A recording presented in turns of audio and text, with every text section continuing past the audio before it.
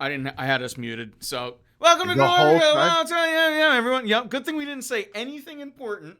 Oh, man. But we were Off muted. to a good start. We were muted. Now So everybody thinks it's a 40 again. everyone, No, it's Trader Greg's Joe's. pounding 40s. That's what we've That's been right. talking about. It's iced We tea, got it's iced Greg. What up, Greg? Mm. But thank you, Joe, for letting us know that we had no sound. We're gonna now move into we had you guys missed the pleasantries, which was really Greg and I catching up as friends because we didn't do it before the show anyway. So That's right.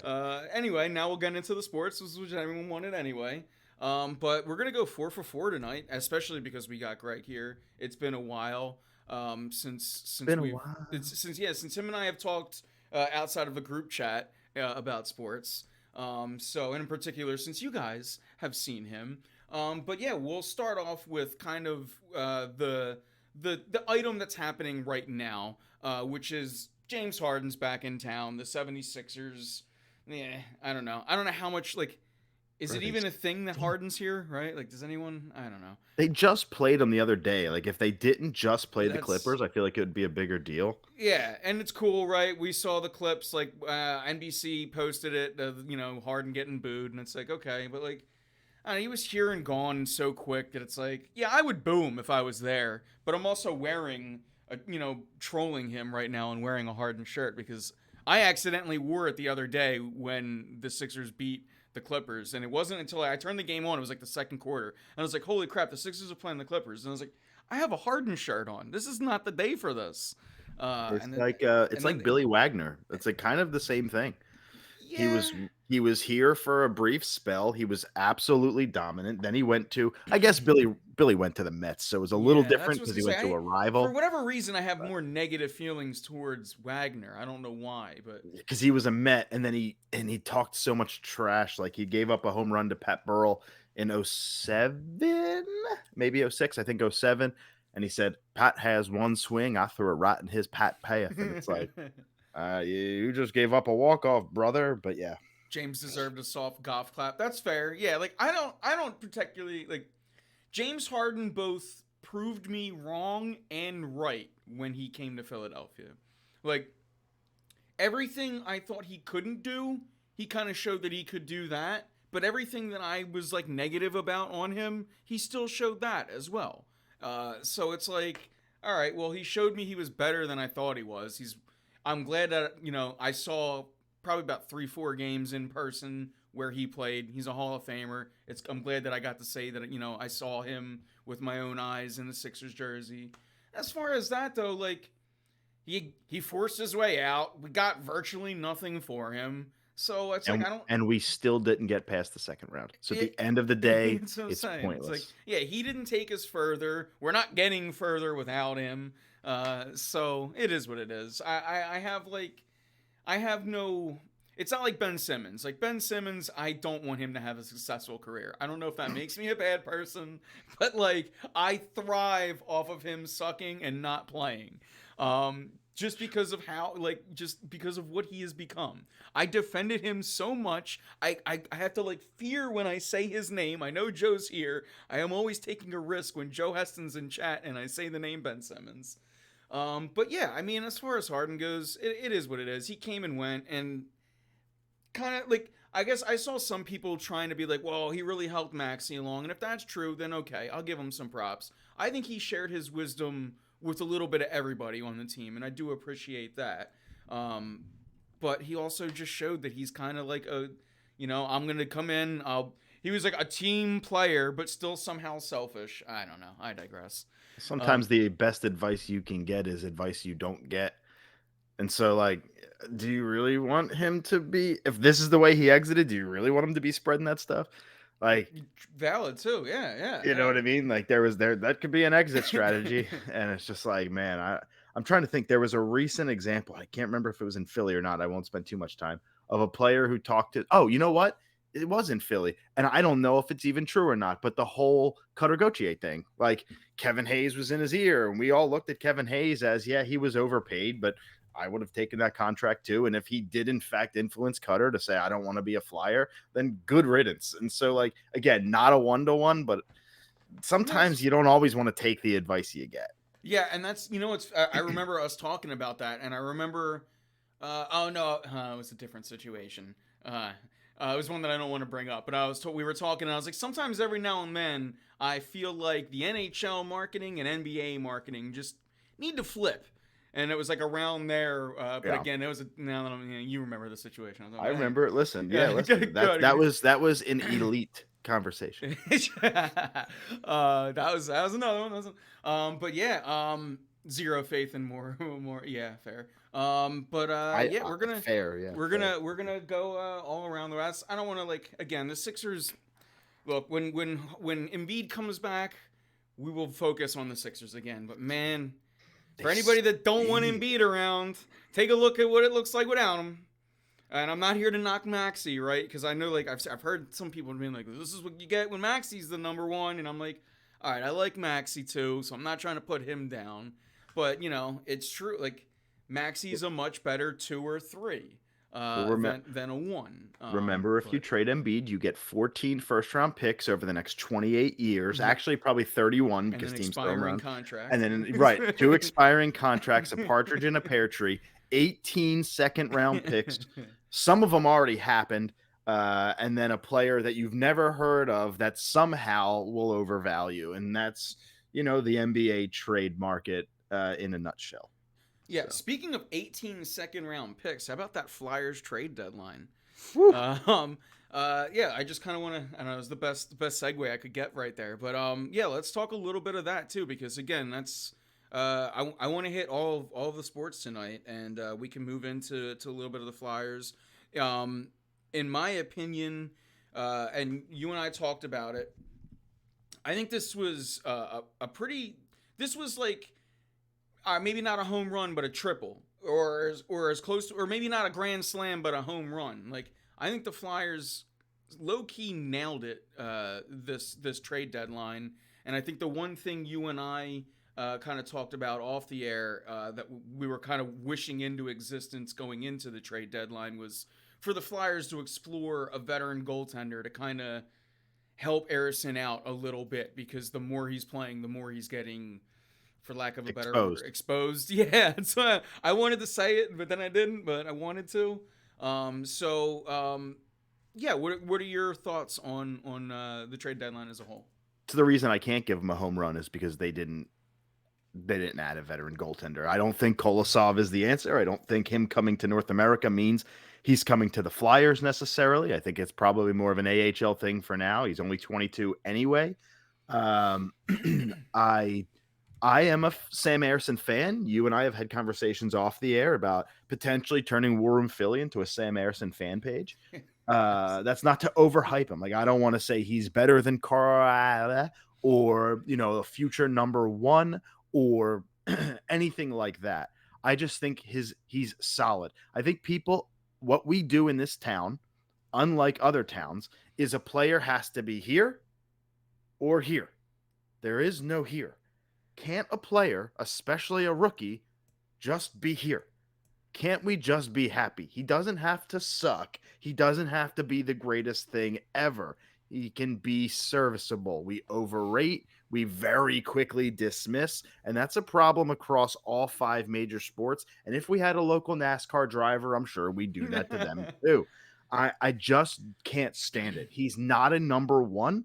I can envision him being a really good 1A, a tandem, the 50-30 type of goaltender where he gets the 30 and you still have to find the goaltender to get you the 50. That's why before the situation, the 2 goalies we had going into the season, Anderson being the backup, I thought was a perfect situation. I thought it was the best tandem we had since probably I'd say Esh and Nitty. I'd love to say Briz and Bob. It's probably more for Bob because Briz was just what he was. And I'm a Steve Mason fan, so Steve and Steve. But I just don't see Ayrson as the number one. I would have loved to explore the veteran backup market. There's plenty of veteran goaltenders on expiring contracts who you probably could have given a 6th or a 7th rounder to get. Not a lot of goaltenders moved at the trade deadline in general. Jake Allen would have been a nice one. I would have been New Jersey got him, and that was a really savvy move. So that's the only reason I can't give them a home run. But every other move, including buying a fifth, it's not our money. Getting a first for Sean Walker, who was essentially the throw in the Provorov trade. Oh my gosh, Oliver Bonk and another first round pick, and what? Something else for freaking Provorov. Like, are you kidding me? That's another trade we've already won. Owen Tippett for Giroux and a first rounder. Another trade we've already won. These Danny and the front office. Granted, it wasn't Danny who pulled that the Giroux move, but they did extend Tippett. What a win, and it's accelerating the rebuild. We have been set back because we lost our number one and our starting goaltender, albeit he was an RFA coming up. I I really hope that one of Kolosov or one of the two goaltenders they drafted in the second and third round last year, or somebody like that can help become the number one, because goaltending on the cheap, there is probably no better asset to have, maybe besides a young, cheap defenseman, than a young, cheap goaltender. Yeah, and just to go back to the beginning of that, we kind of talked about like in the beginning of the year, like as Flyers fans were like, we cannot believe this. We have our goalie situation is set, and then obviously things happened, and again, Ersson has been thrusted into a pretty shitty situation, and again, I think that going back to our main point of this deadline was the Flyers. I don't want to say they swung and missed because I'm not even sure they ever even got up to the plate. You know what I mean? Yeah, I don't like as far as because it's like we didn't even really hear much. It wasn't like they were trying. Like you didn't even hear that much as far as them Who was even trying available for a goalie or anything like that. So that maybe they part. were hoping for waiver claims, something like stuff like that, and Yeah. that never materialized. Yeah, But but what I what listen, I will say what I will say about the deadline is they look, they enhanced they made themselves better for the future, and they're still there right now. Like they didn't hurt themselves for this year's playoff run. disagree. Yeah. Disagree. Or not? Or what if I would say they didn't hurt themselves too much? Is There that you better? go. Is that a little better? A little There you go. because you're Would right. you rather The be Walker. watching Nick Seeler? I know he's hurt, but whatever. Would you rather be watching Yeah. Nick Seeler and Sean Walker, or Mark Stahl and Eric Johnson? Yeah. Because that's what you're getting. That's They're combined that's fair. Yeah. senile, See and now. they just can't See, play anymore. it hurt. It like as a Flyers fan in this situation, it's like, well, they help the Avs too, and I kind of like them, so it's like it's a little The tough. It's a team, little tough. listen, Last we're year, the Avs missing. were my team. Remember, I identified as an Avalanche fan last year for 1 year. We are. I grew up one, so it's okay. Yeah. We are a better team when Sealer and Drysdale come back to the lineup. Don't know when they both practiced the other day and did drills and non-contact jerseys. The guess is by the end of the week we should have both of them back for the stretch drive, and that right there makes us a better team because you're taking those old lumbering dudes off the ice. Um, Ginning has played really well. I'm sorry, I can't recall how to pronounce it. He's played really well in his limited action on the back end. And so, like, I think there's stuff there. The Flyers also have the number 6th ranked prospect pool in hockey, and they've just added to that cupboard for prospects and draft capital. So I think they're doing it right. They're overachieving and overdoing their expectations at the NHL level. Their AHL team is very good, the Phantoms, and they have a great prospect pool in general. And so I'm very happy. I am not overrating or giving Ersson too much credit, as the chat would suggest. If there's one thing I will kind of say, like, not professional authority, I've played goalie legitimately since I was 3, and I'm 35. I very much know how to estimate, watch, and evaluate the goaltending position. I said Sam Ersson is worthy of 30 starts a year. I'm sorry, that's not giving him too much credit. That's probably the perfect amount of credit. It He is a also plays into your we're either here or there. It's yeah. like that's the perfect. And Joe and I have been going. I don't want to say going back and forth because like I let him say it, and I'm just like that's cute. It's fine. But like and this is why we love Joe because he adds the perfect Philadelphia flair to our show. He's your third co-host, when man. he's in chat, yeah, when he's in chat, which is pretty much always. He's the perfect Philadelphian.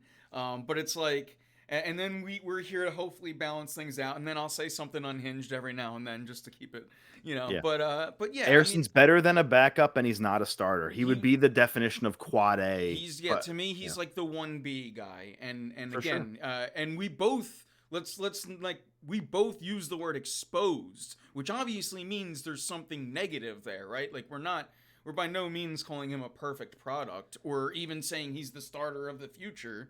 In So fact, I said he's not. yeah, so I think it's uh, again, my thing on Erson is I think he's been put in a pretty shitty situation, as have the Sure. Flyers, and I think everyone is kind of handling it the best they can.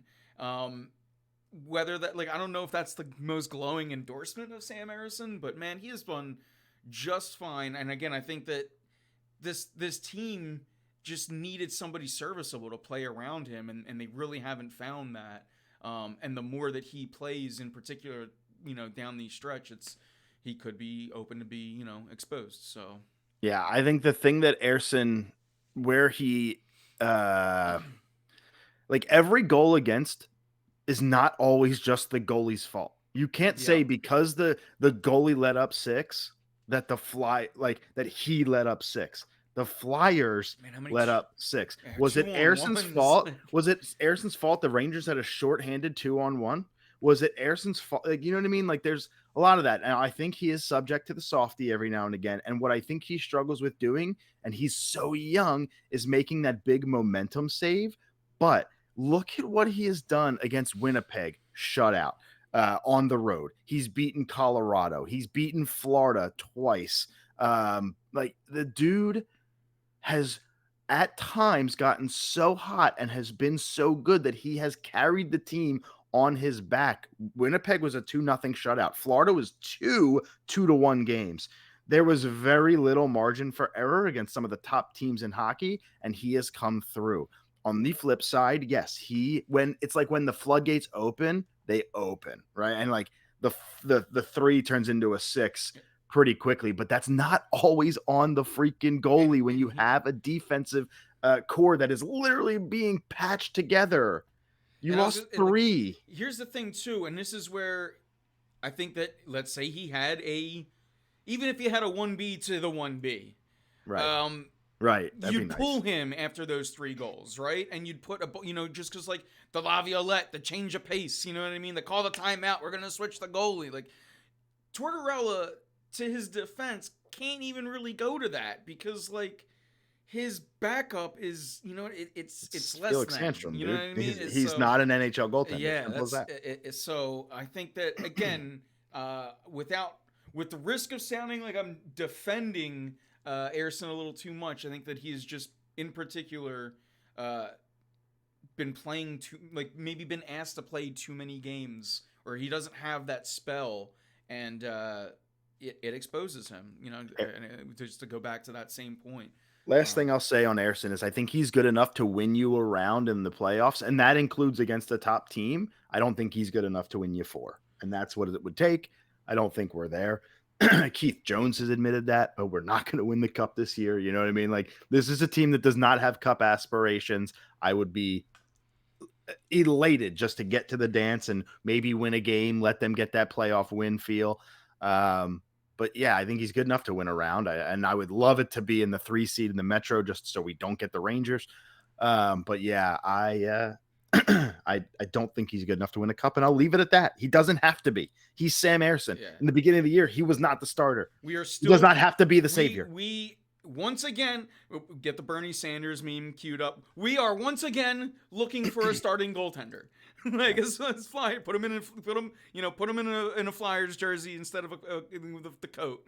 I do But agree. I do agree with Joe in chat about not trading Anthony Stolarz. I was a huge yeah, Stoli the goalie fan, huge, and he's also humongous big. There was some sort of circumstantial thing of how he left, and I agree we didn't get proper value, and it was definitely ill timed. We were also in a different situation. The goaltending cupboard was not bare at the time.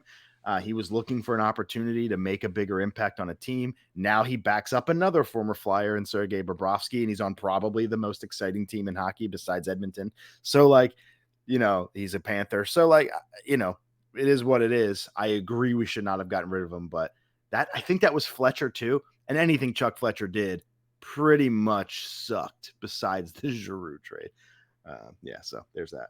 Remember, we have Ryan Ellis too. So actually, we're missing 4 defensemen.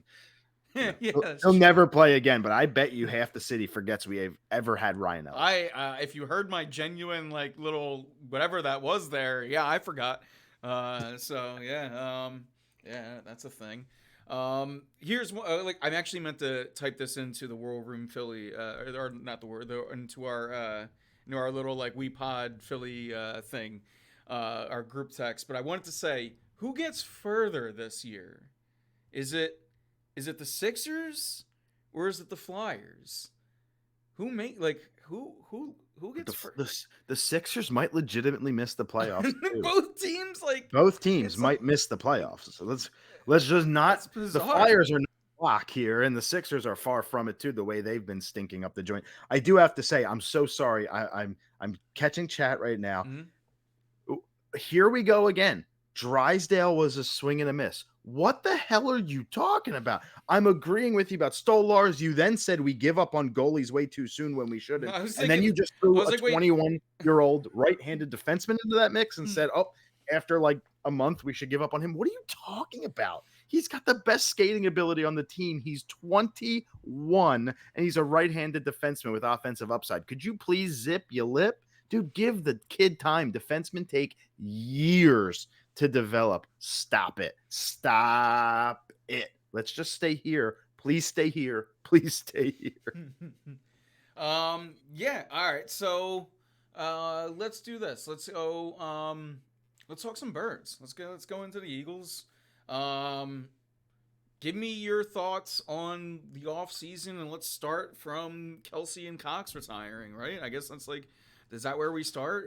Or do we start even further back? But yeah, I got choked up when you did your solo Kelsey show.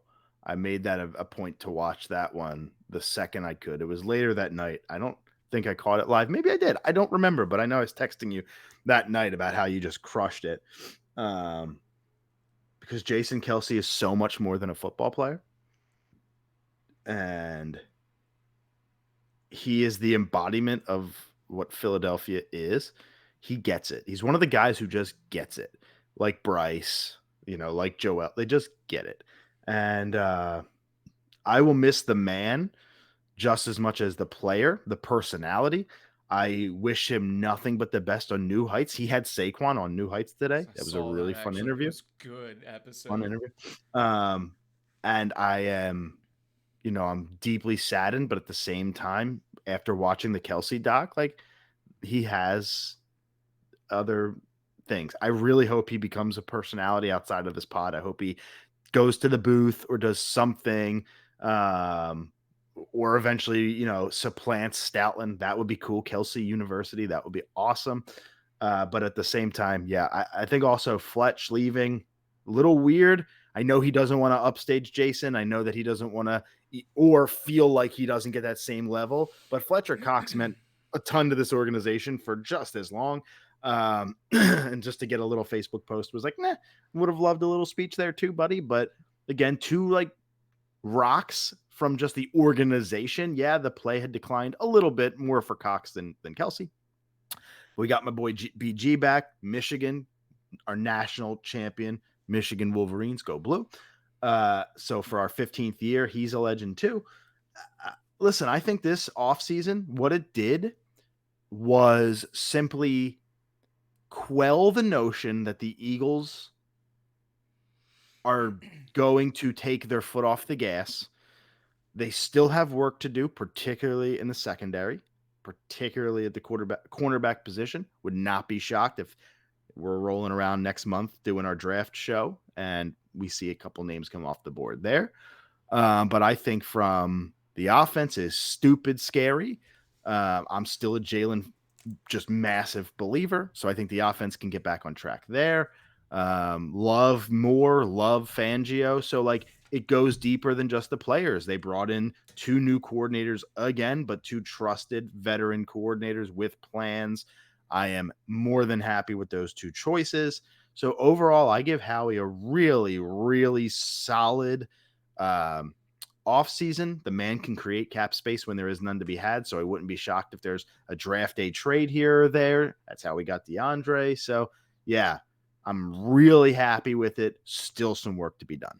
Yeah, I agree. And I actually, you mentioned something that kind of like triggered, and I wrote down a little note because you mentioned something about the draft, and I remember I think it was last week. Joe and I were kind of talking, and I was doing the you can't draft for need, best player available, blah blah. We were having one of those kind of conversations again. And what I will say, Joe, so let's go back to that and give like some point or some credit to your points is what they could do is move up, take best player available that also suits a need. And I think that is where a Or win-win down. thing happens. What's Or that? down. Or down. Or down. Yeah, yeah. See, well, when they move down because they think they know it all, I get them Marcus Smith vibes and I get scared. But yes, they can't just because it back I've used this argument in my favor, I'll use it against me just because you do it once the wrong way. You can't just always say that it's not going to work. Because I It's a think different Howie. that's what I'm saying. I, I I think hate to say it. It's a no, different Howie. and here's what I'll say. As someone who has screamed at my top of my lungs for him to be fired in whatever it was, probably 2019. Howie Roseman, I'm not going to also say that he's the best general manager of all time and he's flawless and this and that, but he has learned from his mistakes and he has shown growth. And like, all you have to do is look at the draft board, right? It's not TCU. It's not like he's not going to these little low tier schools. And okay, maybe you're still criticizing the draft picks aren't hitting, but his philosophy is at least changing, right? And he's at least trying different things. So you're right. He's much evolved. And I Most draft picks don't hit. yeah, And and I think that's something too. that's again. I think that we get the blinders on and only look at our team, and we're all kind of guilty of it at times. But then you look around at other teams, like oh they missed on all of those draft like it happens. I also am a believer though too to your whole thing about like do you draft for need or best player available. I think I give Howie the benefit of the doubt that Rager Jefferson won't happen again, Yeah, so that's much so that for one round, for one exception, if you're going to reach a little bit for need one time, that's fine. If you're drafting best player available as your standard philosophy and you reach 3 spots up on your board to grab a position of need, maybe he wasn't the best player available, but he was still near the top of your chart. I think that's okay. What I don't like is what Mayock did to the Raiders, or where he's just drafting way off the board when you could have gotten him a round or two later. Like that whole philosophy of that's drafting for need or for want almost. And the Falcons have done it in the past. And so, like, again, if we're sitting there at 22, if that's where in fact we still lie, because you just never know. I wouldn't be shocked if, yeah, maybe the best player available is a receiver, and we're like, you know what? We need some secondary help. Boom. Or there's a great, D line, O line. We know that they love to draft the trenches. So I just wouldn't be shocked Mhm. if, and I don't mind the philosophy of doing a little bit of a reach to suit a need every now and again. I agree. So I even said I think mine is like, all right, let's say if the best player available is here and it's your need is only a few spots below, sure you can do that. So I definitely that fits with my philosophy, if you will. It's again it's gonna be fun. The draft is always fun, and I guess again not to pat him on the back too hard, but in particular with Howie because he makes moves, and that's one thing that everyone knows. Like, if you're cued into the NFL almost even a little bit, you know that the Eagles and in particular Howie Roseman's making moves. Yeah. And I think they got like 3 second round or third rounds. Like they're loaded there in the mid rounds. I think Well, so. they got the compensatory picks and stuff like that too. So Like, that to me is just ammunition to move up if need be. yeah, Um, I think overall Philadelphia, Although we're lacking a title and we haven't had one since 17, I think Philadelphia sports as a whole is in a really good spot. We have a Flyers team that's overachieving and has a clear plan and farm system. You have the Phillies with an owner who wants to win, who is spending money, money, money. The Eagles have one of the best front offices in all of sports, and the Sixers are perennial contender, which again, and they have one of the best players on the planet on their team. So like at the end of the day, and the Union have regressed, but they were a pretty dominant team and right on the cusp of winning a title just 2 seasons ago. So like it could be worse. Yeah. It just simple as that. We are in a pretty good spot. And I can see a path for all of the 4 teams that we were just talking about to win a title in the next 7 years. Like that's a pretty damn good problem or outlook to have. So it's cool. Yeah, I'm with it. So let's talk about that last team then. We got, oh my All right, God, the Philadelphia Wings. Let's go. So we it's get it's coming up. Ooh, I could go for some chicken wings. oh man, It's coming. $21, baby. It's coming on up though. Opening day. It's one extra day now. But we got. I'm not gonna lie. I love the fact that there's no. I think every year opening day, Greg, we complain about the off day right after opening day, so we don't have that this year. I love that. But it does suck that we gotta wait one more day. Play in Um, the rain, you pansies. yeah, what the hell? Get a poncho, you Umbrellas and losers. some ponchos. Yeah, just have people next to every player with a ponch Yeah, with an just have a umbrella. dude with an umbrella like on a selfie stick when the dude's in the batter's box. It'll be fine, guys. Easy, Sports are better in the rain. Let's just easy. do it. Now, Uh, I can't believe that stupid excuse is going to be to their benefit. Like, I hate the built-in off day for the rain crap, and it happened. it for the first time I think in that I can ever remember. It It actually happened worked out. before. It happened before pretty recently. Yeah, In the yeah. in the last like somewhere in like the last 5 7 I years, it believe it. happened. I believe it. Yeah. So let's talk about the Phillies though. We can go. Let's. Where do we start? I mean, I guess let's go. We can just start like one thing at a time, and let's talk about. We can start team in general, but I was gonna just go piece by piece. If you want to do like, we can go rotation, bullpen, lineup. Well, there's some stuff in the chat about the rotation, so I would love to start Yeah, there let's. because I've Beautiful, got beautiful, words. beautiful. Let's talk about the pitching rotation, and I mean, obviously, everyone knows the 1 and 2. But what do you make of this entire Phillies rotation? Sans Taiwan Walker potentially for a little bit in the beginning of the season. Yeah. Um. Listen, they don't call me Greg Talks a lot for nothing. Uh, I think it's one of the best rotations in the National League, and I'm going to take my homerism away from it. You have one of the top 3 pitchers in baseball who just added a splitter, and it's already dancing. Okay. You have uh, Nola coming off one of his worst seasons, and he made an adjustment late in the season to correct that whole pitch clock issue and to correct a lot of things. He looked really good down the stretch. Expect a better year from him, and we won 90 games. Ranger pitched 15 innings or something in spring training for the first time ever. Didn't give up a run. I don't care about that so much. I care about the fact that he pitched so much, and he's on track to maybe potentially break his innings limit. He's a great number 3 to have in the chamber. I like Spencer Turnbull for $2 million as the number 5. It could be worse. We could have Plossmeyer or Allard or whatever, like Hans Kraus, like these dudes that have just come up and done nothing. At least you have an established major leaguer to take Taiwan's spot. And then if Christopher Sanchez, if that second half was real and he can give you anything in that 3.5 to 4.5 range, you know what I mean? Like this is again a really good problem to have when you can't even, most people don't even know half the starting rotation for most other teams out there. And to have 5 guys who you can feel somewhat confident in is again a really good problem to have. Now, one more injury to Turnbull, right? Who has been oft injured the past few years, and we're kind of up the creek. My X factor is Mick Abel. I think Mick Abel will make starts for this Phillies team this year. Going to be the first thing I asked. And I've already asked you about it, but yeah, when I watch Mick Abel, I'm like, it's like I watch oh man, I'm having a brain fart. The other kid, Painter.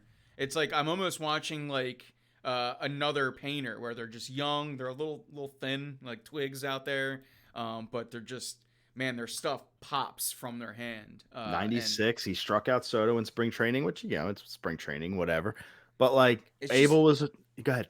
I was just gonna say it's just something about that like that twig body and the way that ball just comes out, it just out of their hands. Obviously, it's been a little while since we've seen Painter do it, but yeah, man, Abel. I'm like, I'm trying not to, but I'm like, oh, I'm excited about him. We drafted him out of high school in 2020, and then with that pandemic year when there was no high school baseball, like you have to give the kid an extra year of development just from that alone. We took a chance on a high school arm, thinking he'd be a front of the rotation guy, and if he can get his command under control, he can be a front of the rotation guy. He could be a 2 or a 3. Which, when you think about Wheeler and Nola both extended now Abel being a 2 or a 3 in the 4 slot, it could be one of the best things ever, because let's not forget Andrew Painter is on the way. So, and rehabbing from TJ. And I don't think Spencer Turnbull, I never said I trusted him. I said he is for $2 million. You could do worse. Michael Plasmeyer, again, do I have to keep going? Kobe Allard and all the other crap that we have run out there. Like, let's think about Matt Strom last year. He was a fantastic number 5 starter when we needed him. He got burnt out, man. He's a reliever. I don't want my long man having to be my 5th starter. We were like 2-11 when our 5th starter started one time. Bailey Falter. Do you want Bailey Falter back? I'll wait. No, you don't want Bailey Falter back. So I'm not saying I trust these dudes. I'm saying it could be worse. You could have Bailey Falter back. And here's what I'll say, just to like play devil's advocate to chat and be like the medium, which is like, the trade deadline still exists, right? And all of us as Phillies fans have to understand and see that, like, if they're not making a move now, it is because they are going to attack come June, July. This team will be different on August 1st. There's no doubt in my mind. 100%. So, while yes, they could have had Snell, they could have had Jordan, they could have. No, they couldn't have. No, they couldn't have. Neither one of them, dude. I'm like seething at the chat that could have had Snell or Jordan Montgomery. What are you? I know this is a family-friendly show, but I'm very, very, very urging to curse right now. No, you couldn't.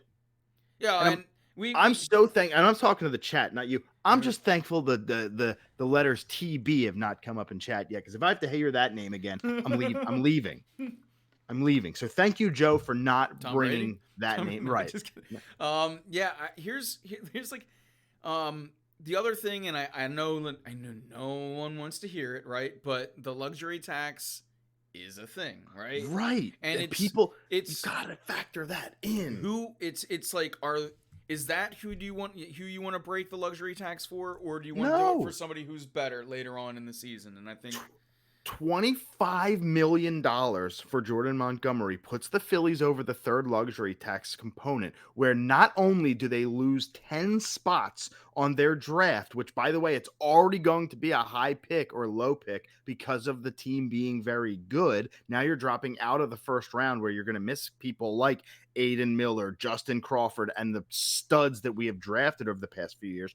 But when you pass the 3rd luxury tax, and freaking listen to me, you have to pay not you. I'm talking about the chat. You have to pay a 95% tax on every dollar you spend. Your $25 million now becomes $45 for Jordan Montgomery. It's not worth it. I love that he did not have a qualifying offer attached to him, which is what Snell had, where you'd have to give up a 2nd round pick, a 5th round pick. You would still lose the 10 spots, and you would give up $1 million in international money, which this team is now fully invested in.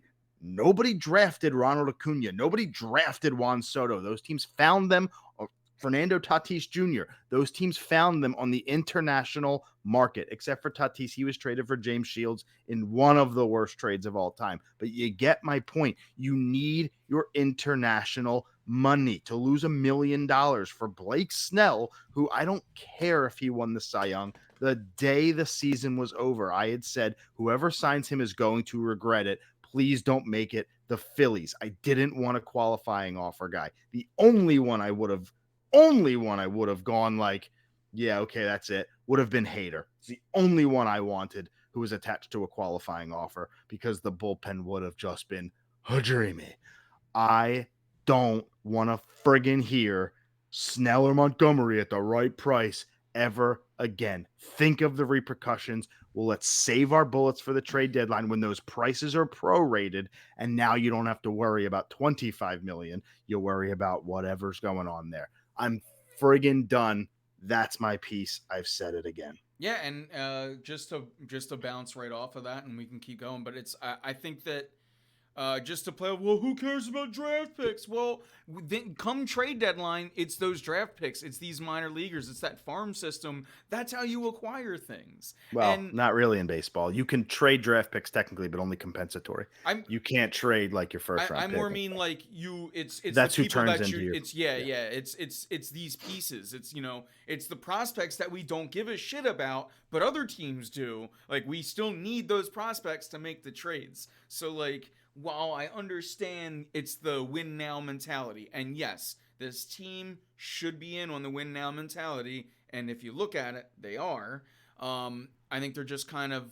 I think people make like I think they still go back to the spend stupid money kind of comment, and like they're kind of up there anyway, right?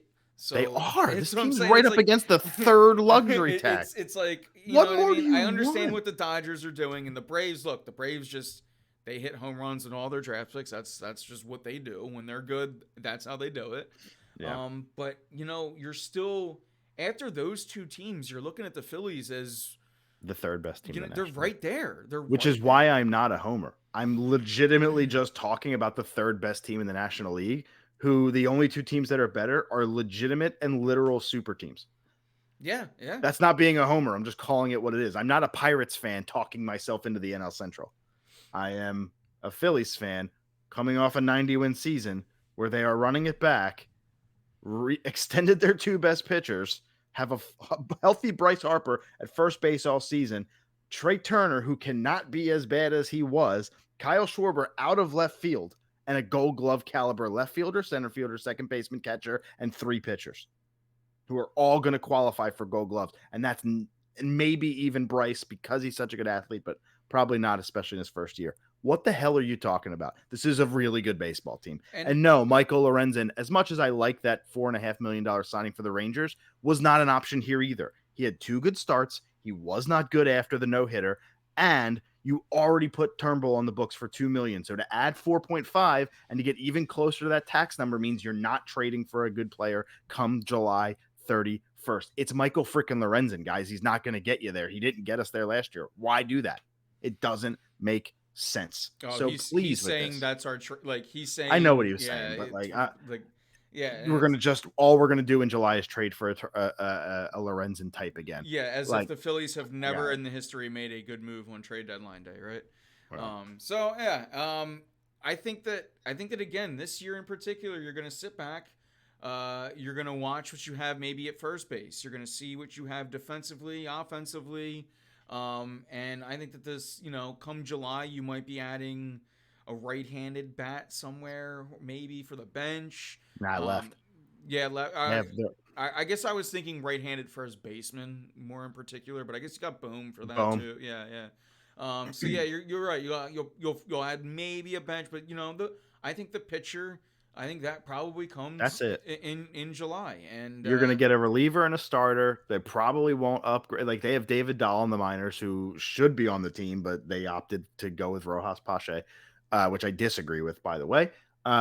They have Jordan Luplow from the right-handed side who can play all the corner outfield spots. Like they actually have some decent major league ready minor league depth who they brought in on minor league deals. So I'm fine with that if there's an injury to the outfield for once.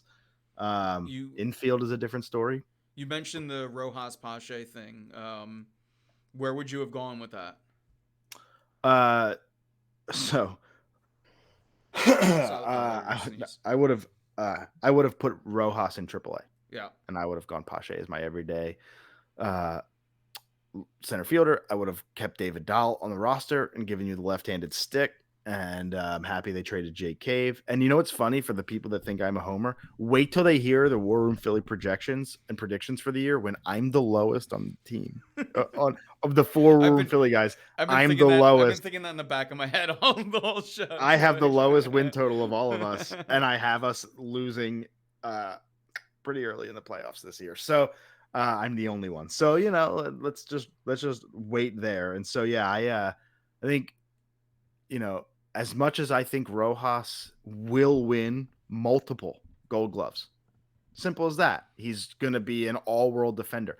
Pache is not enough of a step down for me to justify Rojas potentially finding his swing at the major league level. I would have liked him to go to AAA, find the confidence there, and then get called up. The only difference is you're finding confidence against inferior pitching, and then you'd probably just have to re-find it again against major leagues, and they're just skipping that middleman. I get that.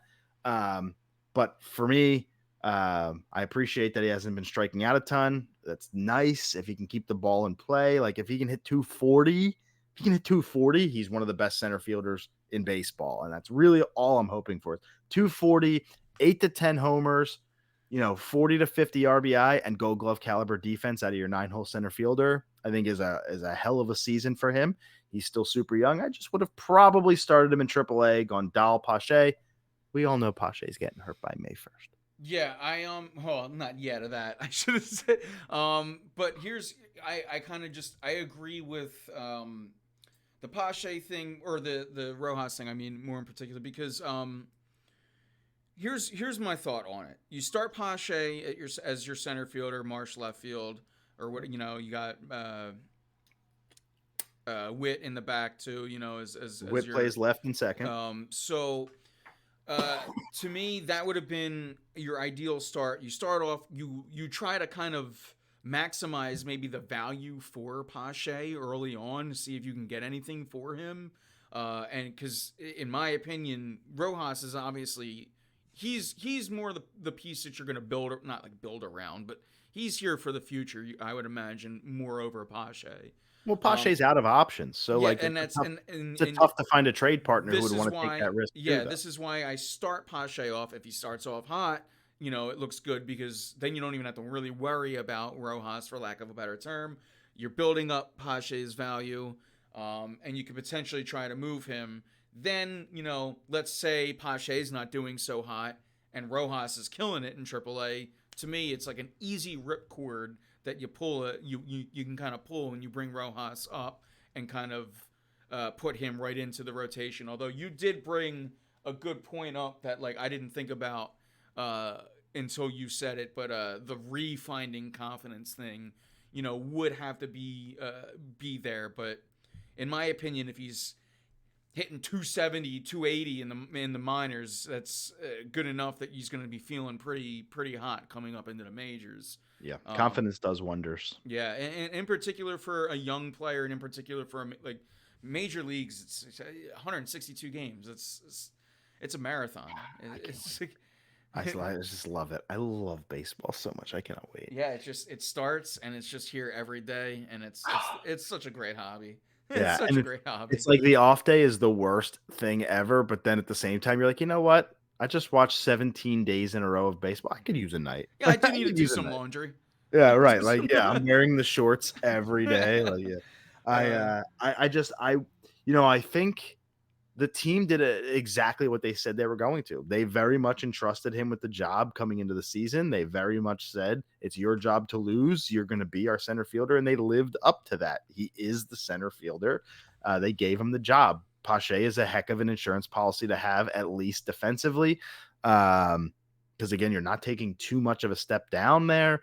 I am very worried about left-handed sticks off the bench, but at the same time, if a bench bat is my team's biggest worry and Witt can hit righties, I'm like, that's not the worst position to be in. So yeah, again, I don't think I would have done it the way they did it,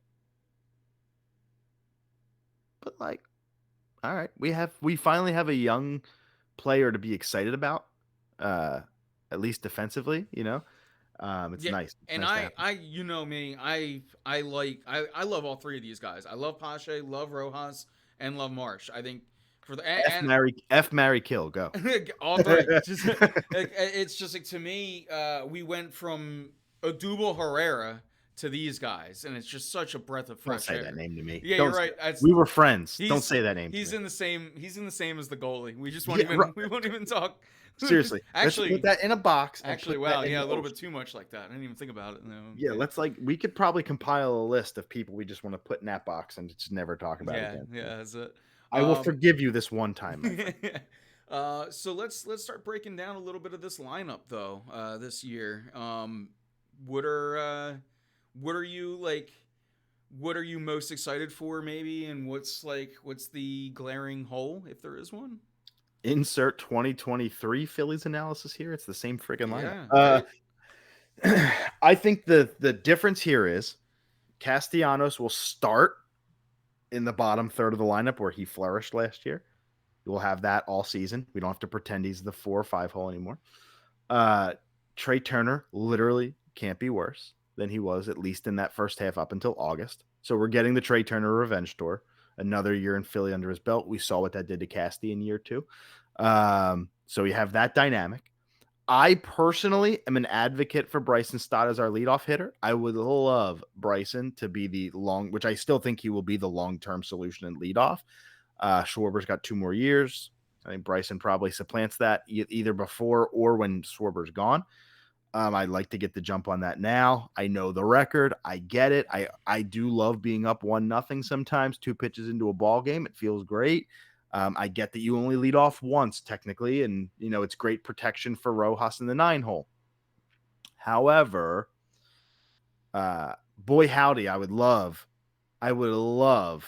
for, and I get on base percentage is Schwarber's thing, and Bryson does not take walks, but I would just love to have that. Dude, think about it. Bryson, Trey, Bryce, JT, Kyle.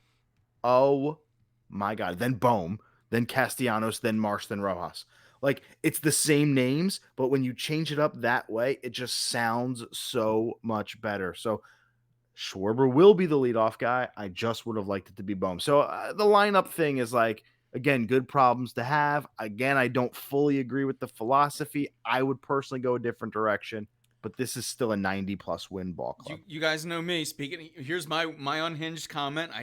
Same as last year's, but I want Bryce as my leadoff guy. Yeah, you're a wacko. Because Bryce, Trey, Kyle, like, to me, that is a good problem to have in your first 3. Bryce, Trey, and it's lefty, righty, lefty. So you got your balance, your feng shui, and you could even do. I guess you would have to do like a Castellanos Stott. You could still get Stott in there, kind of in like the 6th hole. Then you're wasting Stott. You're right. He's the closest thing to a 300 hitter you have besides Trey Turner.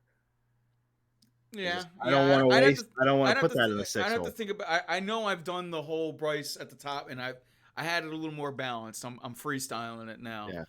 But again, I love Bryce because of those first 3 in particular. I do not. I'm not opposed to Stott. I'm not opposed to Trey Turner. I'm not opposed to Kyle Schwarber. And again, maybe that's just like, maybe you're like, well, fucking pick one, dude. And it's like, to me, and here's what I don't think Topper might do enough experimenting with throughout the regular season. I think just start going with the hot hand and the hot lineup, and almost do like a by committee thing, sort of like you do with your bullpen. The problem with that is you want people to like. Then you're getting towards like Gabe Kapler. What's that? Get them comfortable. Yeah, yeah. Don't Girardi this thing. Yeah. Like I was gonna say, it borderlines on the Gabe Kapler Girardi thing, where it's so it's. You don't want to go the other way though. Manuel at times was way too loyal to the lineup construction, and Topper, to a fault, Topper in the playoffs the last 2 years has gotten us into some pickle there. I'm actually more worried about the cleanup spot than I am about the leadoff spot, because your 2 options in the cleanup spot are JT and Bohm, because that's just how Topper likes to construct the lineup. Yeah. Unless, I mean, well, Neither I don't know that I want to see Castellanos back in that 4 hole because I got scars. He's your 7 guy now. Like, he's found a home at the bottom of the lineup. He's fine there. but that leaves your catcher as your cleanup guy, which I don't love. And JT is just not a big spot guy. I don't love him there. Love what he's done in the lab this Over winter, but under hits with runners in scoring position 2.5. 3.5. 2.5. Oh man, Uh, guys, if I told you, chat, how many times last year I had to watch with my phone like covered and my eyes covered when JT was up with men on, because I'm like, if he doesn't get a hit here, Greg is gonna say something. If he doesn't get it, and then he wouldn't, I goes, all right, just let me say it. Let me say it. And there's Greg. Oh, there it is again. I'm like, oh, he's right. He's right. Nothing to say. Listen, we had the tale of two JTs. When he was on the road, he was the best catcher in baseball. When he was at home, oddly enough, super weird reverse splits there. He was just dog dookie. So, like, I would like to see that stabilize a little bit. I do believe he's still the third or fourth best catcher in all of baseball. And, that's, again, a great problem to have. It's not a problem. It's a great thing to have. He's an asset. I just don't think he's a cleanup hitter. Bowman I 4 agree. was intriguing. His bat to ball skills are really good. He drove in 7 last year, like crazy, that he was almost at 100 RBI. He hits the ball in the air a little bit more. Go 20, 90 again. Like, that's fine. He's just not a traditional cleanup guy. But the Phillies don't have one of them on the roster with Bryce in the 3-hole because they just won't go Bryce Kyle. It just won't happen. Lefty. He just Topper won't construct the lineup like that. So, like, it would take an injury to do something like that. And I think Bryce, again, very happy at 3. Trey, very happy at 2. Kyle, very happy at 1. And, like, are you really going to disrupt that? I don't know. And so, like, Stott, what is that? Does that leave Stotty at 5? Right? Stotty at 5? Yeah. JT at 6, unless they go Bohm, JT, which again, you're going righty. It's just, it'll probably be Schwarber, Turner, Harper. I think they're going to start with JT there, just because of the spring he had, the lab, the biometrics lab over the winter. His swing looks really good. Then they'll go Stott, Bohm, Casty, Marshy, Rojas. So you do have a little bit of righty at the bottom end of the lineup, but yeah, I mean, you got Strider, Fried, and Sale. You got 2 lefties in there, so Marshy might not even play 2 of the first 3 games. You might get Rojas, Pache, or Witt. It'll probably be Witt, actually. It'll probably be Witt, Rojas for games 2 and 3 against Fried and Sale. And that's what you brought Witt here to be, is a 3 to 4 start a week guy, and to mash lefties and hit some righties too. I think Witt was a great signing. And yeah, I think he's going to add a nice dynamic to the lineup. Yeah, Professional really, hitter. really good He's just a hitter, depth man. piece. And Super that's good. and that's what, I call them the Gillick moves, right? Like, not everything needs to be a Ruben Amaro move. Like, that's like we're going back to 100%. like our OG days here. It's like not everything needs to be a Ruben Amaro home run, big 5-star banner move, thing. Every now and then you got to go and get the role player, get the key guy, and Witt, man. I think he is going to be a key addition to this team, and I still can't wait until the first time Brandon Marsh mashes one off a lefty, and I go play him every day. Every day. Play him every day. I would still play him every I day, love man. and that's what I'm saying. Like, it feels like in a weird way, but like I really do just. And now there's a 4th guy in the mix, but I love these outfielders between Pache, Marsh, Rojas, and Merrifield. You think that you didn't like Reese in left in Oh my God, 2018? The literal worst. I had this conversation with a human being recently where they were like, they should have just played him in left field. I was like, Did you watch 2018? Nobody I did. literally was like, come on, dude. You're not that far. Like, come on, dude. We're not far I was removed like, from I Kyle. was like, the dude just, all right, you're going to put him in the outfield after an ace. He just blew his knee out. We did that with Kutch, and it didn't work. Dude? Yeah, you had Kutch on a man, gimpy knee. I was like, look, man, I love Reese Hoskins just as much as you, I promise. But no. Kyle played over 100 games there last year. Like, we need to remember the fact that we finally have a legitimately good defensive team, and that stuff matters. Run prevention matters. It just does. Yeah. And so, like, even if, like, okay, I could see a world where Rojas just does not do the job, and I think I would be okay with Marshy moving back to center if that means he gets to play every day, because he's a capable center fielder. By the way, we traded for him to be our everyday center fielder. we just had the luxury of moving him to left, where he was a Gold Glove candidate the year we traded for him.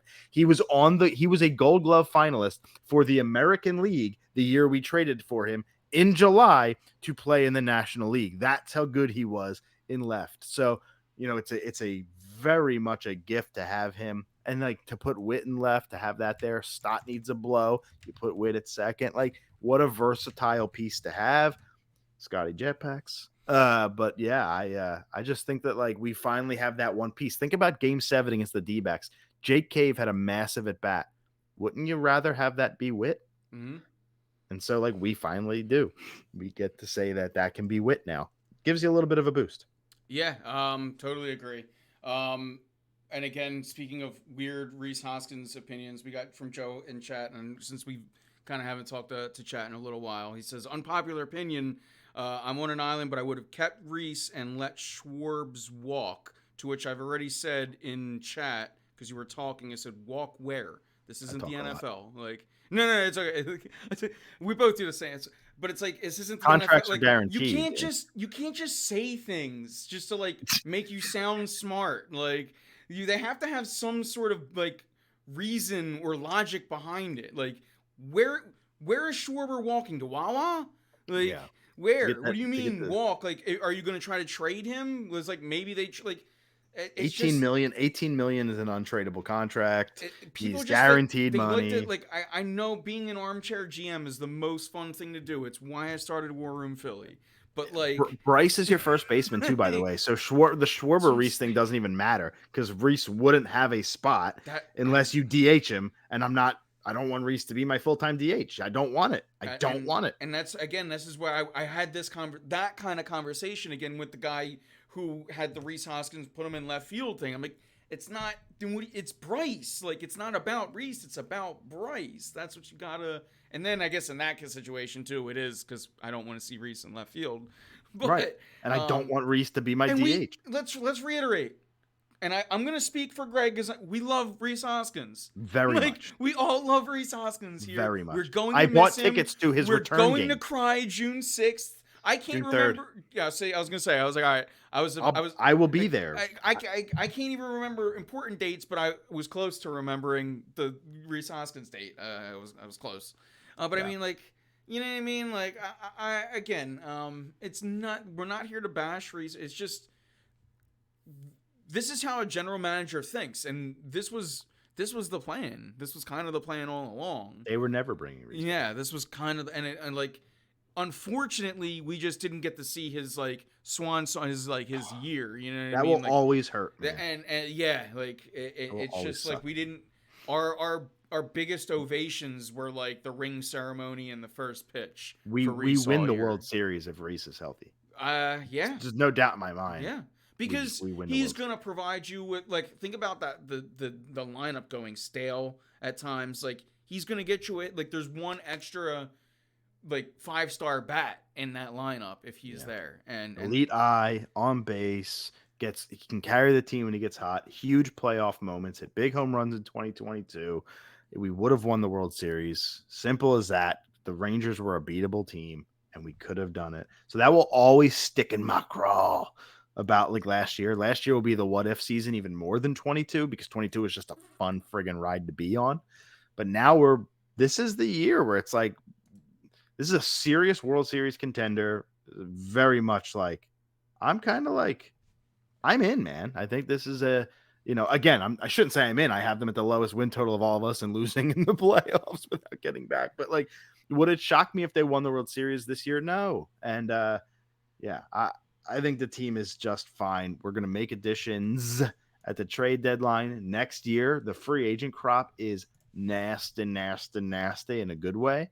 So like maybe they're saving some bullets in the chamber, if you will, for that. And yeah, you want to run back a 90-win ball club? Okay, at least I'm not running back the A's. Yeah, there are much worse teams to run it back. And while maybe we're not all 100% thrilled at the offseason, there's still a lot to get excited about, right? And like. I'll wave my homer flag now for a little bit because we could start working our way into we can give the predictions and stuff. And I'll just say to go back to the run it back thing, because I was down on it up until maybe it's just baseball's here and I'm excited and it's possible. But I was pretty down on the we're running back a team that lost in the in the CS last year. Blah blah blah. Because new dudes are sexy to see. Like, Exactly right. But then I start going, okay, I'm going to look at each one of these roster spots one by one. Well, you start at the top, Kyle Schwarber. I don't need to say anymore. I know come June, boom. And then you just keep going. Like, you just keep going down. Trey Turner, you already mentioned it. I'm getting a full year of Trey Turner this year. And, if we don't, then we'll talk about it. But in my head and in the expectations, I'm getting a full year of Trey Turner this year. U.S. Trey. The Trey Turner we saw that was just electrifying through all the spring and the World Baseball Classic last year. And then again from August on, we're getting that. Hopefully a little bit better on the defensive side. Can't be worse. That again would Can't be worse. He's not playing second base, much to your chagrin, Greg. I don't need August, September Trey. I just don't need April through August Trey. Absolutely. Give me that somewhere between that 280, 25, and 25 steals. Like, if you want to be an MVP candidate, sure. Let's do that. It's like, but then Bryce Harper, again, you're getting a full year. We're assuming, right? Where he's coming in healthy. He knows his position, role, everything. You know that it's Bryce Harper, and he's done an obnoxious amount of work at his craft at first base over the offseason. So you get excited for that. And you just go through every position. JT Realmuto, you already, like, all right, maybe he's not BCIB, but he's in the top 5 at worst. Your pitching staff, absolute worst. You're right. At your pitching staff, your 1 through 3 say less, but I'll say more because I think Cy Young. I think that Chris Wheeler. I did it again. I think Zach Wheeler. I do that at least twice a year. I think Zach Wheeler is a prime candidate to win a Cy Young award, and I think why that damn splitter is ridiculous, and I'm so excited to watch it all year. So like, you just go through it, and Castellanos is like, he's streaky. You got to deal with it, but he brings swag, and I think that that's the other thing. There's a lot of charisma, and the locker room is 10 out of 10. I just don't want to hear Dancing on My Own. Oh, they're bringing it back. Can we just? It's gonna be the Sweet Caroline of Philly. Like, it's not. I don't think it's leaving. Can we just get? God damn it! I hate that song. Yeah. Of all the things to run back, it is fun as hell to play after a playoff win, though. I was at game 2 against the D-backs, the 10-0 game, and like everybody, you're screaming the Bryson Stott walk-up song, and when it pumps through after a dub, there's like just no better feeling. I got it. But God, I just, for me, and like it couldn't be. Like, as long as it's like, if the only way it could be worse is if it was like a country song for me. Because it's just like, it's as pop as it comes. But like, all right, I bought in the 1 year, it was fun, and then we brought it back last year, and I wanted to fight it, but I was like, you know what, I'm in. But I have 2 young daughters who love the song, though, so you guys lost 2 years with this song. It's a loser song. I need a new song. Okay, if the Flyers brought back Knock Knock, though, what do you think? I love it. That's Mac. Exactly. No. No, you got me in a box. You got me in a box. Rip Mac Miller, but like I often say, let's put Meek Mill back in jail so the Eagles can go on another Super Bowl run. So it is what it is. I know. A little selective with the songs there, dude. I admit it is not my taste, but I bought in. I did buy in, which was very anti-Anthony Pinto. I bought in. I said, I'm gonna rock this song. We can say it. We're on Twitch, but it's like, I'm gonna rock this song. We're getting all sparked up before games to it and everything. But then, oh man, it's just. We haven't even talked about the bullpen yet. Yeah, and speaking of the bullpen, here's what I saw the post that you posted the other day on Facebook.com/WarRoomPhilly about the X Factor thing, and. Let's start off with that because I got a good answer to it, and it's 2 people. And I think this is a pretty obvious one, but I think the obvious one that I'm going to say is Orion Kirkring, but I want to add Sir Anthony Dominguez back into that mix. Yeah, my X factors are Dominguez and Soto. There you go. Yeah, Soto's. I think people in particular, like even me, I'm rooting for Kirkring to be the X factor, but yeah, we need Soto and Dominguez. He's been looking bad. Right? If we're going to throw Sanchez and Turnbull, who are not known to go 6 or 7, And even Ranger can elevate the pitch count and have a 5 inning outing too. Like our 3 through 5 is not a rock solid quality start lock. You're going to need sixth and seventh inning arms. You're going to need the sixth inning arm particularly. And now you're leaning on Strom in that spot. You're leaning on at this point Junior Marte, Luis Ortiz, Connor Brogdon. Hopefully those are your fifth inning guys and like your long man if you're getting mopped the floor or whatever. But like Dominguez and Soto are gonna have to pitch the sixth and seventh at times. And it's like both those dudes are former closers.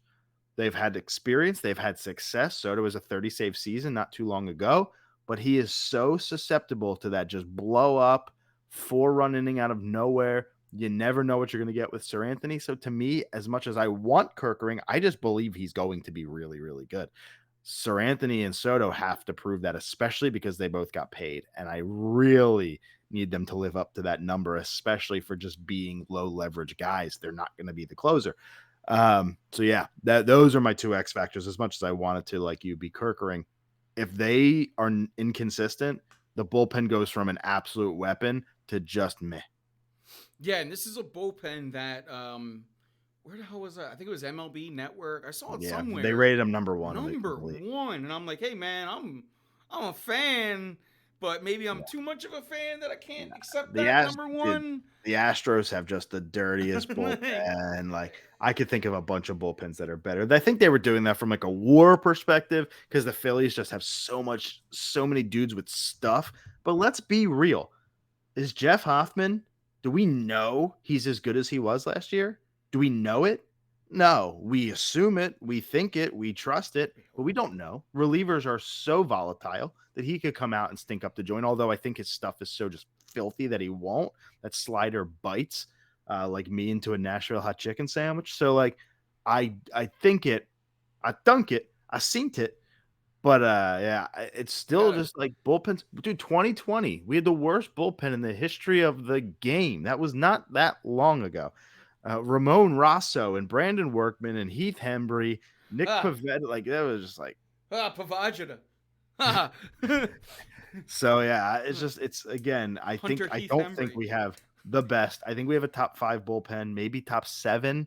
Definitely not number 1, Yeah, but we got you dudes with mentioned stuff. you mentioned earlier in the show that the bullpen would probably be up there as like one of the things that we're adding to during the season. Yes, So and I yeah, still firmly believe that. We will um, add to the bullpen. but yeah, something you brought up too, and I want like the the bullpen being volatile. That is probably like the most true sentence, and probably like something that you really like have to learn as an elder baseball fan, right? Like I know you and I back in the day, right? I was so confident in a signing of a closer that the Philadelphia Phillies signed, named by the name of JP, Jonathan Papelbon, don't right? have to go any further than And that. like, Knew, you know knew what I that mean? was coming. I take my lumps. I was wrong, right? So that's why like He was really good for a while. He like led the Phillies in saves. it doesn't. I think he still does, I think he's still the all time save, which tells you a which little is bit about the kind organization. of crazy. Yeah, but I mean, 103 saves for a 125-year award gets you the title.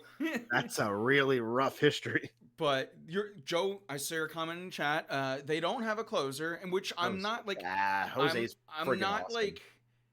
That's not necessarily the thing Jose, they I'm don't have a worried closer about. because they don't have a manager who wants a closer. But yeah, Jose Alvarado is going to be the closer. It just is going to look different. Like it's just not going to be your last 3 outs. Right. He will be the But guy who gets the 3 biggest outs of the game, yeah, whether that's the when 8th inning or the ninth. yeah, he's Remember though, like if the 4, 5, 6 come up in the 8th, you're putting him out there, or the 3, 4, 5, because I'd rather have him face that, and if Hoffman or whatever face the 6, 7, 8, or what, like you have to be strategic about it. It's not just the ninth inning; it's the 3 best hitters late in the ball game. yeah, he's in my opinion for whatever it's worth. Like Alvarado is the closer, and then I think you're going to have like ninth inning guys because it still takes a certain mindset to get the Mhm. last 3 outs of the game, and Agree. For the hardest outs of the game. I do think that that is something that maybe new school managers maybe lose sight of at times. I would agree. But I think that they're The going to have over analytics. yeah, I think that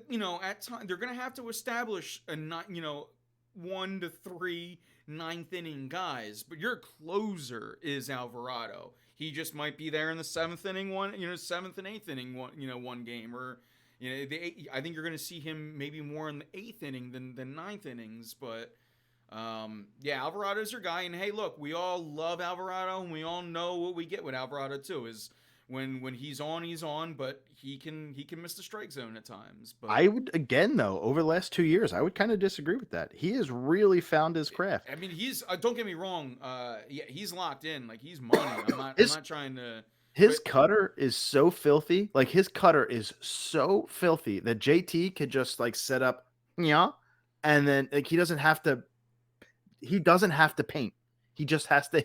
His cutter has so much movement that you just throw it in the strike zone and it'll be fine. So like he's just one of the guys I don't really worry about anymore. 2 years ago, 3 years ago, yeah, I was like, holy crap, what are we getting? He is very much, you know what he reminds me of? And I hate to say it because I don't like him. He is kind of like the reliever. He's like the Blake Snell of relievers. He'll walk some guys, sure, but he's got such filthy stuff that he just always finds a way to get out of it. I trust him. I just trust him. Yeah. Do we want to start bringing in predictions? Sure. Or... Yeah. We'll start to wrap the show up a little bit. Okay, do you got the predictions in front of you? I can pull up our. Oh, I do. It, actually. Yeah. Cool. You're talking about from the four of us? Yeah. I do. Yeah. Okay. Then yeah, you could pull. I don't even remember what I said. Here. I do. Oh, I do.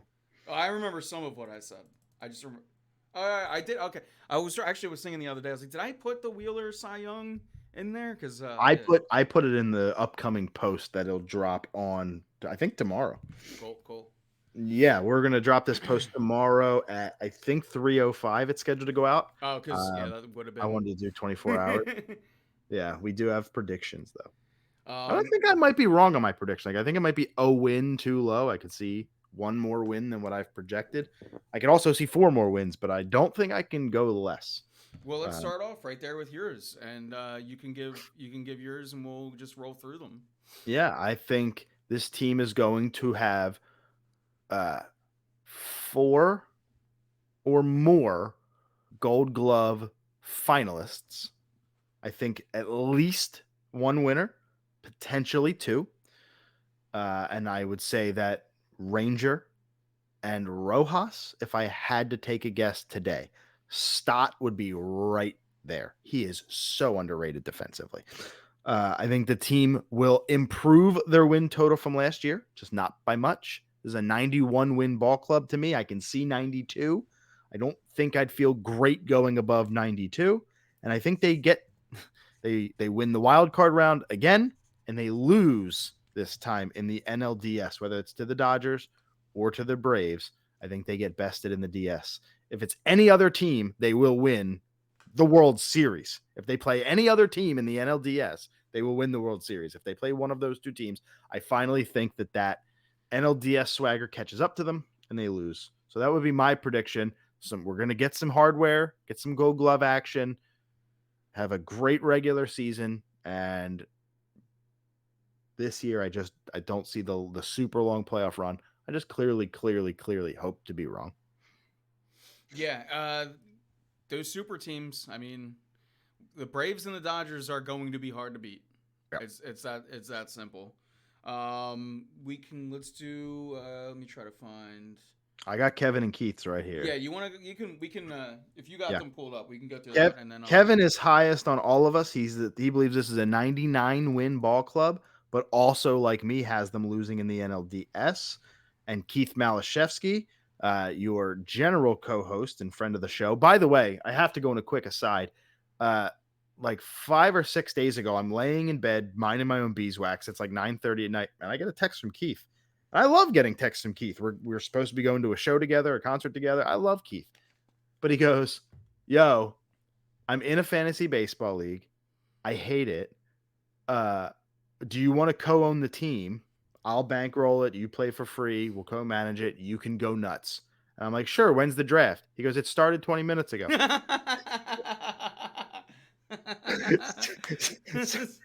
And it was an auction league, so all the great like some of the best players were already off the table. I don't have a lot of money to work with. He's like, "I really don't wanna do this." So I'm like, "Give me your logins. I have nothing to do right now." My wife was out that night, I think, or already sleeping, so I was like, I'll do it." So I went in, I drafted the crap out of it. Like, I've already made 2 trades, but I've, like, nasty, nasty pitching staff and, build up a team for us, and, yeah, and fell asleep. So, during the draft, so, like, I got some shitty end of players, but, yeah, we have a pretty decent team. So, yeah, just shout out to Keith for asking me to co-own a team with him. I was looking for a new league, and so happy to have found one. He believes 95 wins, which I could see, and another World Series loss, um, which would just be so devastating. I almost won an NLDS loss more because I don't think I can handle another World Series loss.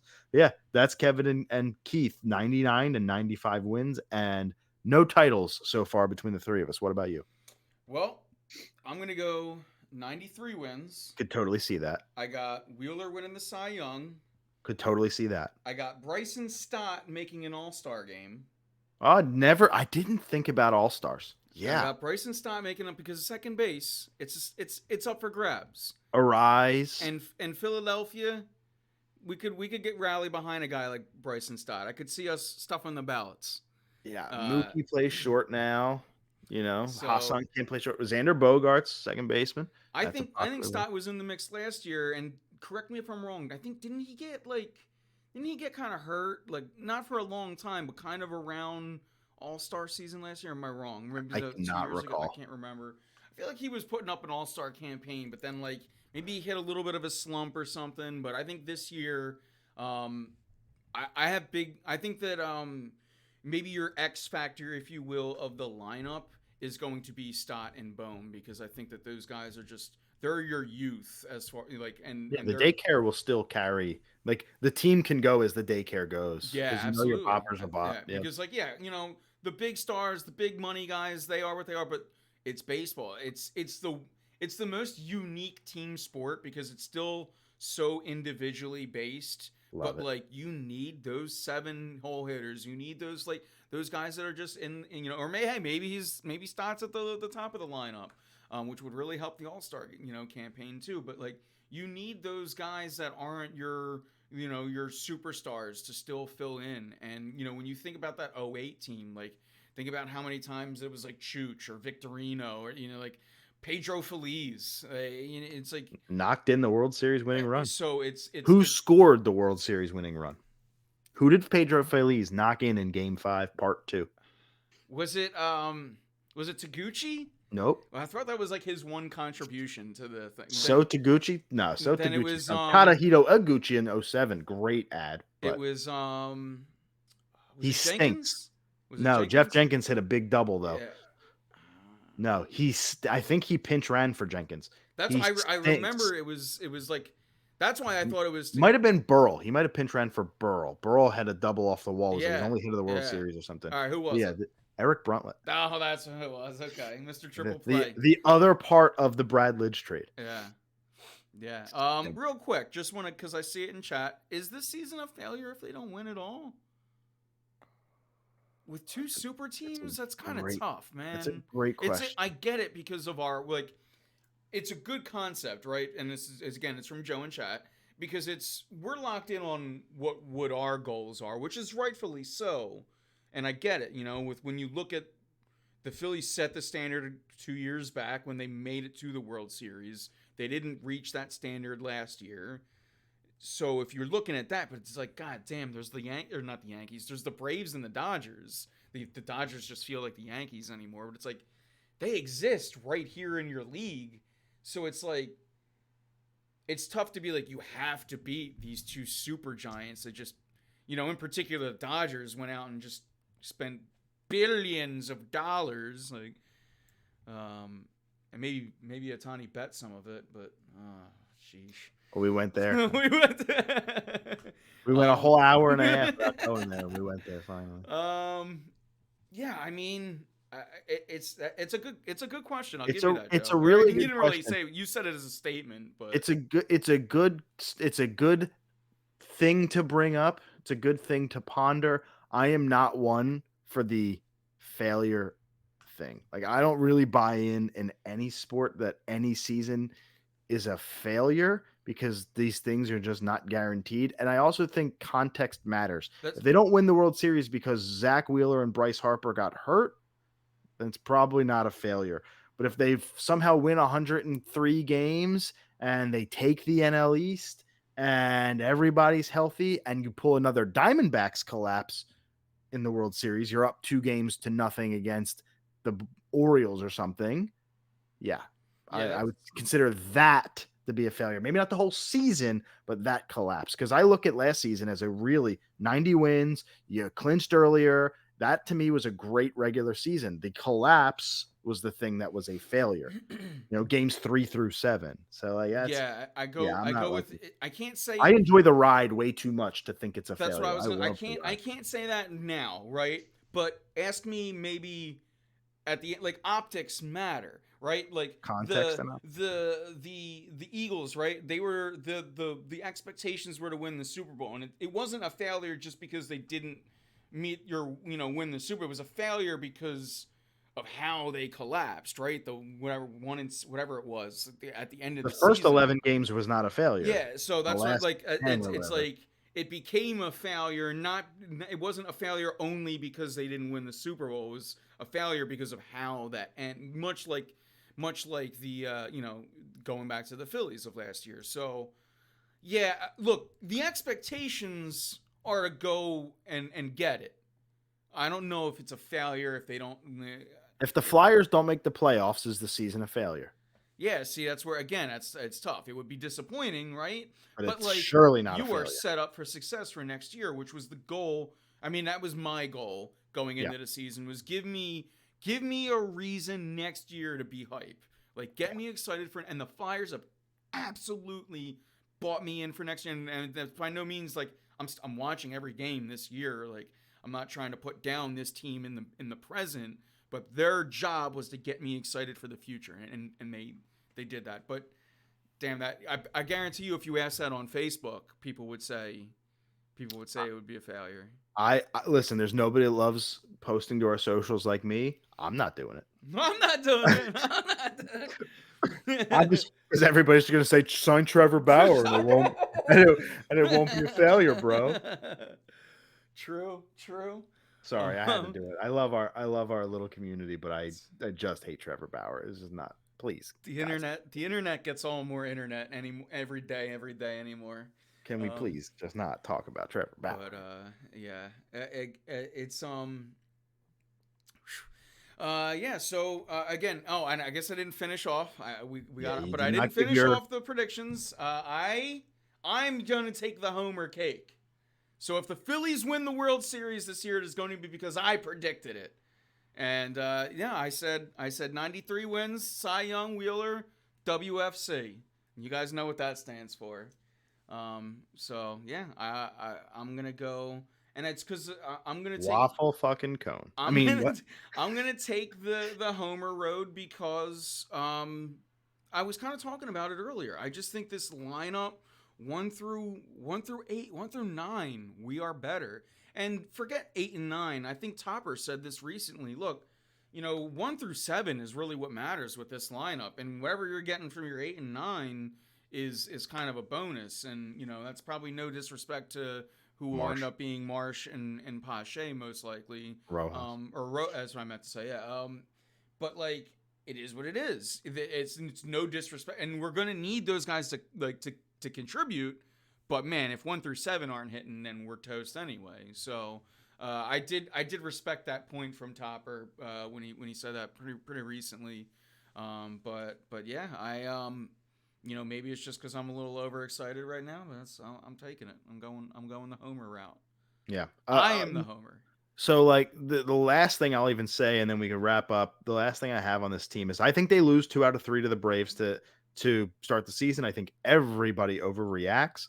Then I want people to know they have the easiest April in as long as I can remember. And this is where this season will be defined.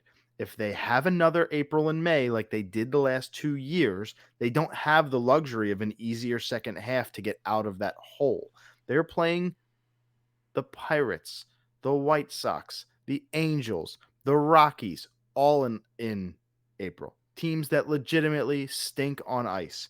So this is your time to let's not overreact to whatever happens to the Brave series. We've had some luck in the past where we've swept them a couple times over the last 4 years to open the season at home.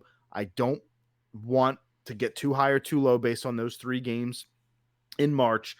April is the month where we could legitimately go 8 to 10 games over 500 in April. And now you've set yourself up to have a tougher June or July or whatever and still be in it and not have to play 600 ball from June on to get to that 90 win plateau. And if you can start hot, get that confidence, I can see the 93, 95 win thing. I could even see a division.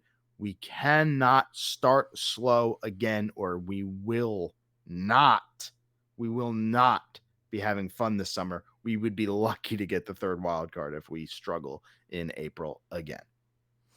Yeah, it's a really good point. Here's the only, I mean, not that I disagree with it, but it's like my counter to that would be, well, we're a good team, we should be able to still beat the good teams, but like, Yeah, man, for the sure. Phillies, But you the need to dominate the bad ones. the Phillies do love slow starts in April against bad teams, so it's a recipe for disaster out the gate. But let's kind of Oh yeah, forgot about the Nationals and Cardinals. Cincinnati, Washington, St. Louis, Pittsburgh, Colorado, White Sox, Cincinnati again, Padres, Angels. You want to talk about a cakewalk of a month before you then have to go San Fran, Toronto, Miami Mets, Nats, Rangers, Rockies, Giants, Cardinals. So like April, May, there you go. And then it gets pretty brutal. Like your September, right? Atlanta, Toronto on the road, 4 in Miami, Tampa, fucking Tampa, Mets, Brewers, Mets, Cubs, Nats. And the Cubs will be in it right to there. So not the toughest, but not the easiest month. August is going to be hell. Seattle, what do you Dodgers, expect from the Diamondbacks. Marlins this year? Terrible. Yeah, because they were good Terrible. last year, so they're terrible. This is that They just were like, what were they like 23 and 11 in one-run games or something like that. Like that's not happening again. Their entire pitching staff's on the IL. They, Chisholm can't stay healthy. Josh Bell will hit 700 against the Phillies. He's a killer. But I'm not worried about the lineup. Like Sixto Sanchez made the team, by the way. yeah. He'll be a reliever. Wouldn't be Oh, shocked if he's in the rotation at some point, but I think they stink. I know they'll be the Nationals at like 71, 72. The Marlins at 70 to 72. They'll be right there. The Mets at 79 to 81 to maybe like 83. Then the Phillies and Braves 90 to 100. So like this is a team. This is a division where you can beat up on those bottom feeders. okay. Yeah, because last year, I mean, the Mets coming out of the gates were supposed to be something. They obviously weren't. Right. And this year But is a kind of a boot year for them. the Marlins were definitely a team that was kind of out of the gates. You're like, are they going to be good this year? And then They the whole lost year, they lost Soler, yeah, yeah, which is yeah, 30 homers. They yeah. lost that. They didn't replace it. Right? They have a rise. Cool. He's an elite contact hitter. He's not really anything special outside of that. They have their rotation is just mauled with injuries. They have Lazardo, Max Meyer, Trevor Rogers, who I think might even be hurt, but like Yuri Perez is hurt. Alcantara's out for the whole year from Tommy John. That's So, right. Yeah. you know what I mean? Like they don't have that fortified rotation like they did last year. So I'm just not worried about them at all. That's good news for Phillies fans. That's all I could say. Yeah. Um, I guess so. We're hour and 40 minutes in. Okay. Yeah, I've got Uh, nothing. anything else tonight? Anything we missed? You got a Union minute? No. You They um, they are not the same club this year, and I would be shocked if they make the playoffs. that's rough. Yeah. That's my Union second. So then, yeah, man. I guess if what we should do then is, can you give some plugs where the people can hear you outside of here? Sure, Because sure. yeah, If you want to get lost in the dark void that is X with me, you sure can. At Greg Talks a Lot, the least surprising handle on Twitter. X, sorry. So Greg Talks a Lot, all one word. Follow me there. If you want to hear a different side of me, and the nerdy side, the Pokemon side, we do a nerdy podcast. My friend Sam and I, friend of the show, in the group chat. We've done a podcast for 8 years now, parts of 10, which doesn't make any sense logistically. We podcast and we know things. That's your movies, your music, your TV, your gaming, all your nerd and pop culture. Every month, we do that once a month.